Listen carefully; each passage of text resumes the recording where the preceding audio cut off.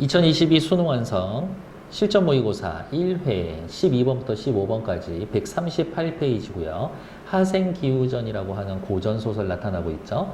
본문 바로 보기 전에 문제를 먼저 살펴보면서 어디에서 집중해야 될지 확인해 보도록 하겠습니다. 12번 윗글의 내용에 대한 이해로 가장 적절한 것은 윗글의 내용을 이해하라 라는 것은 어떻게 사건이 전개되고 있습니까? 내용 전개에 대해서 물어보고 있고요. 소설이니까 사건 전개가 어떻게 되고 있습니까? 라고 물어보는 문제다 라고 확인하면 되겠죠. 13번 보기를 바탕으로 윗글을 감상한 내용으로 적절한 것은 보기를 바탕으로 라고 해놨으니까 보기 먼저 읽어봅니다. 16세기 전기소설인 하생기후전은 부활, 혼사장애 등의 화소를 천상계의 권능자인 옥황상제와 현실계에서 욕구를 실현하려는 하생여인 등과 연결해서 서사적 의미를 생성하고 있다. 일반적으로 전기소설은 이승을 떠난 존재가 등장하기 때문에 현실계 속에 비현실적 이계가 공존하고 현실계와 비현실적 이계를 연결하는 매개물이 나타난다. 비극적 결말이 보통. 하지만 하생기후전은 이전의 일반적인 전기소설과 달리 이승을 떠난 존재였던 여자 주인공이 부활하는 내용이 제시되고 남자 주인공이 그와 혼인한 후 출세를 이루는 행복한 결말로 끝난다라는 점에서 색다른 느낌을 준다. 14번 문제 확인하러 갈게요. 기역과 니은에 대한 설명으로 적절하지 않은 것은 읽어서 아시겠지만 앞으로 돌아와서 보시면 되겠지만 둘 다 보상이다. 그 보상인데 어떠한 내용이 다른가? 결국엔 이 보상, 두 개의 보상 사이의 관계를 비교, 대조하라 라는 문제인 거겠죠.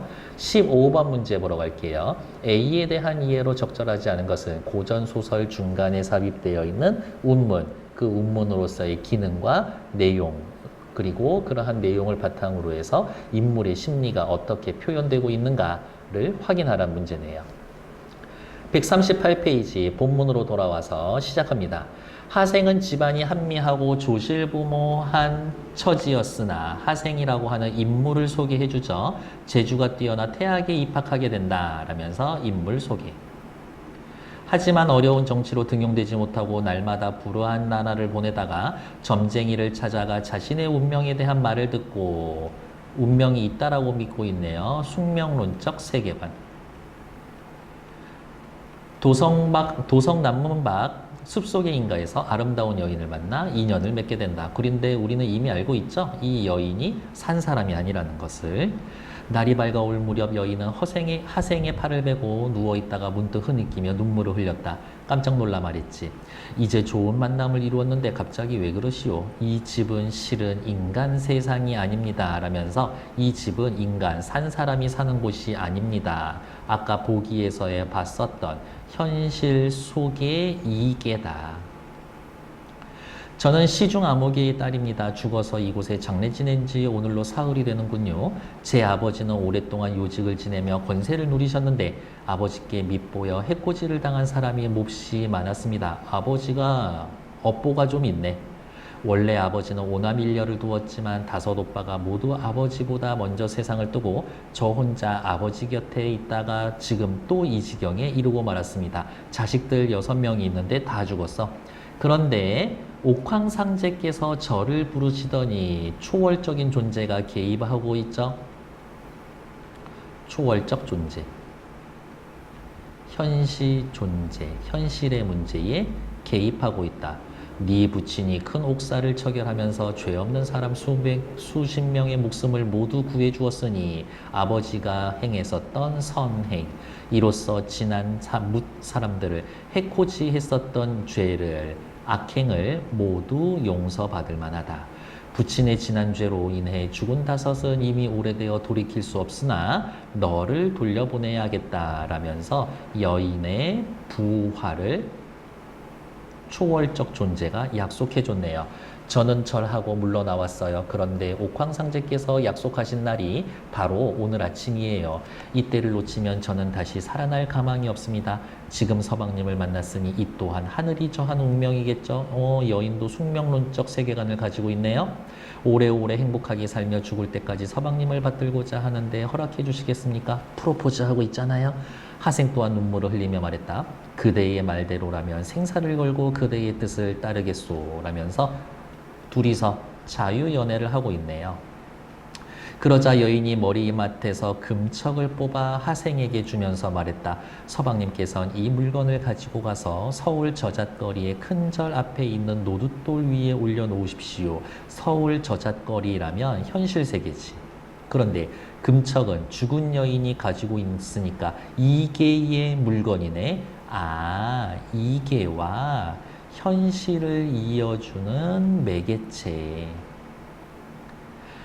그러면 분명 이 물건을 알아보는 자가 있을 겁니다. 어떠한 곤욕을 당하더라도 제 말을 부디 잊지 마십시오. 곤욕의 내용은 뭐겠어요? 너 무덤을 팠구나.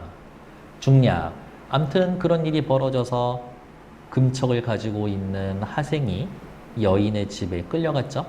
너는 어떤 사람이며 이 물건을 어디서 얻었느냐? 저는 태학의 학생입니다. 그 금척은 무덤 속에서 얻었습니다. 너는 입으로는 시와 예를 말하면서 뒤로는 남의 무덤을 파헤치는 자란 말이냐? 여인의 아버지로서는 충분히 할 수 있는 말이죠. 하생이 웃으며 말했다. 우선 결박한 몸을 풀고 어르신께 가까이 다가설 수 있게 해주십시오. 매우 기쁜 소식을 알려드리려고 합니다. 매우 기쁜 소식은 여인의 부활이죠. 어르신께서는 장차 제게 무엇으로 보답하실까 생각하셔야 할 텐데 도리어 화를 내시는군요. 하생이 받고 싶은 보답은 뭘까요? 혼사지. 시중이 즉시 하인들에게 분부를 내려 하생의 결박을 풀고 섬돌 위로 올라오게 했다. 지금까지 있었던 일을 찬찬히 말해주었다. 부끄러운 빛을 띠더니 한참 뒤에 이렇게 말했다. 어찌 그런 일이 있을 수 있단 말인가 라면서 믿기 힘든데 남녀 종들 모두가 서로를 돌아보면서 탄식을 했다. 여기에 이 탄식의 내용도 믿기 어려워겠죠. 그때 주렴 안에서 울음 섞인 목소리가 들렸다. 헤아리기 어려운 일이니 철저히 확인을 하시고 나서 죄를 물어도 늦지 않겠어요.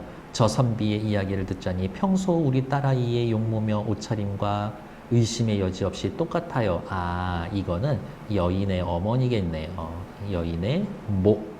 철저히 확인하고 나서 죄를 물어라 라고 하는 거 보니까 신중한 성격이에요. 시중이 말했다. 그렇군. 즉시 삽과 삼태기를 준비하고 가마를 대령하라. 내가 직접 가봐야겠다. 시중은 하인 몇 명을 남겨 하생을 지키게 하고 길을 나섰다. 도망 못 가게 일단 잡아는 놔야지. 잠시 후 묘역에 이르러 보니 봉분의 모습은 예전 그대로 변함이 없었다. 무덤을 파헤친 흔적이 없었다라는 거죠. 하생이 금척을 도굴 해서 가져온 건 아니었었구나. 무덤 속의 딸이 안색이 산 사람과 같았다. 이게 진짜 살아나려나 본데 부활의 조짐이죠. 심장 있는 쪽을 만져보니 조금 온기가 있는 것이 아닌가.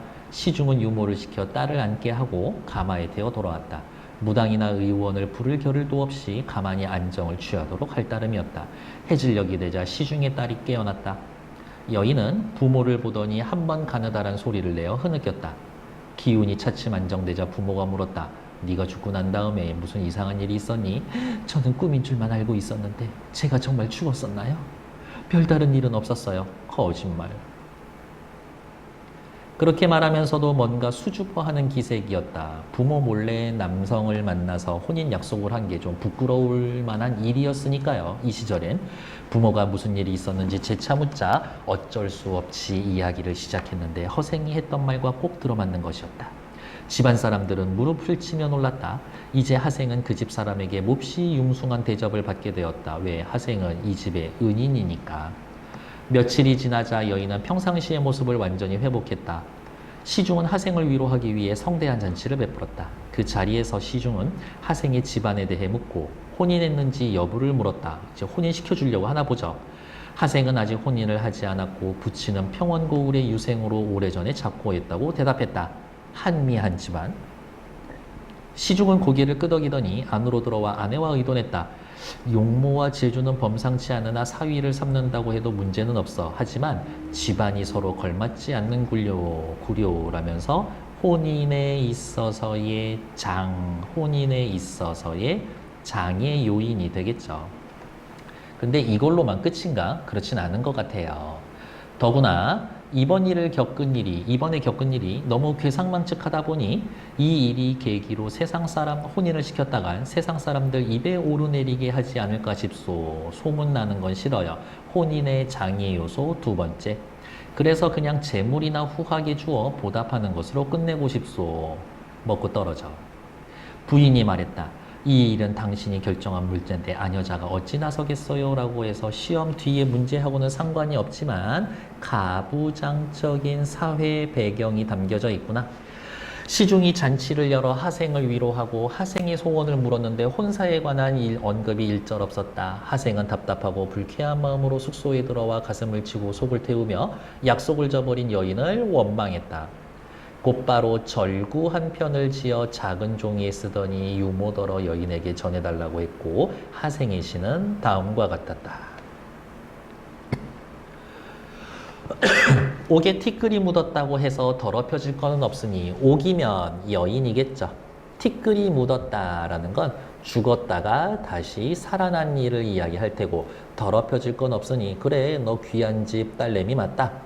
둥지로 돌아간 봉황새가 난새를 다시 돌아볼 리가 있겠는가? 돌아보지 않을 것이다. 둥지로 돌아간 봉황새면 여인일 거고요. 난새면은 하생을 이야기하는 거겠지. 아, 너는 이제 살아 돌아와서 나를 다시 돌아보지 않을 거야. 바로 이 부분이 원망이겠죠. 팔뚝 위에 눈물 자국 사라지지 않을 거늘 슬픔. 꿈속에 좋았던 만남. 산 사람과 죽은 여인의 만남. 지금 되려 부끄럽네. 나 너 괜히 만났어. 후회하고 있네요. 근데 여인이 눈치는 있어요. 여인은 하생의 시를 보고 깜짝 놀랐다. 저간의 사정을 물은 뒤에야 비로소 부모가 하생의 마음을 저버렸다라는 사실을 알게 되었고 여인은 그 즉시 병들었다며 음식을 입에 대지 않았다. 단식투쟁. 부모가 딸의 속마음을 짐작하고 왜 그러는지는 눈치는 또 있어요. 병이 난 이유를 묻자 여인은 눈물을 흘리며 말했다. 부모님의 큰 잘못을 남의 일인 양 원망하지 않는 것도 불효요. 부모님의 작은 잘못을 지나치게 따지는 것도 불효입니다. 남의 일인 양 소원하게 대할 수 없어 말씀드리는데 지나치게 따지는 일이 될까 걱정이에요. 부모님, 당신 뭔가 큰 잘못을 하고 있습니다. 하지만 그것에 대해서 이야기를 하고 언급을 한다라고 하면 그것은 부모님께 따지는 일이 될 텐데 그것은 불효가 될 거라서 차마 말씀드리기 어렵습니다. 부모가 말했다. 괜찮으니까 하고 싶은 말을 다 해보아라. 숨길 것이 무엇이 있겠느냐. 이제 구구절절히 사연을 이야기를 하겠죠. 140페이지에 나와 있는 문제 확인하러 갈게요. 12번. 윗글에 대한 이해로 가장 적절한 것은 시중의 아들은 시중의 잘못에 대한 죄 없는 사람에게 해코지했던 것, 옥황상제의 처분으로 죽음을 맞이했다. 맞는 얘기죠. 답은 1번. 하생은 여인의 부탁을 듣지 않아 결박당한 채 끌려오게 된다? 아니요. 오히려 부탁을 들어주었기 때문에 끌려왔죠. 3번. 남녀 종들은 하생을 질책하는 시중에 공감하여 탄식했다. 남녀 종들이 탄식한 부분이 있는 것은 맞죠. 하지만 우와 세상에 이런 것을 어떻게 믿겠는가 라면서 믿기 어려웠기 때문에 탄식하는 시중에게 공감한 거였지. 시중의 부인은 딸의 무덤이 훼손될 것을 꺼려 울음을 터뜨린 게 아니라 여러 가지 복합적인 감정이 있었을 거예요. 딸이 죽어서의 슬픔도 있을 거고 진짜 우리 딸이 살아 돌아올 수 있는 건가? 라는 기대감도 있을 거고 세상에 저런 일이 있다니 라면서 놀라움 때문에 그렇지 딸의 무덤이 훼손되는 거에 대한 생각은 나타나 있지 않죠. 여인은 하생에 대한 연모로 인해 깨어나자마자 부모에게 하생과의 관계를 털어놓은 게 아니라 처음엔 어머 제가 죽었었나요? 모른 척하고 있었죠? 답은 1번. 13번.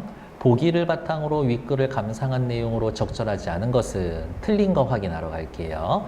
하생이 여인에게서 받은 금척은 죽은 여인이 준 거죠. 현실계와 비현실적 이계를 연결하는 매개물이다. 괜찮네요.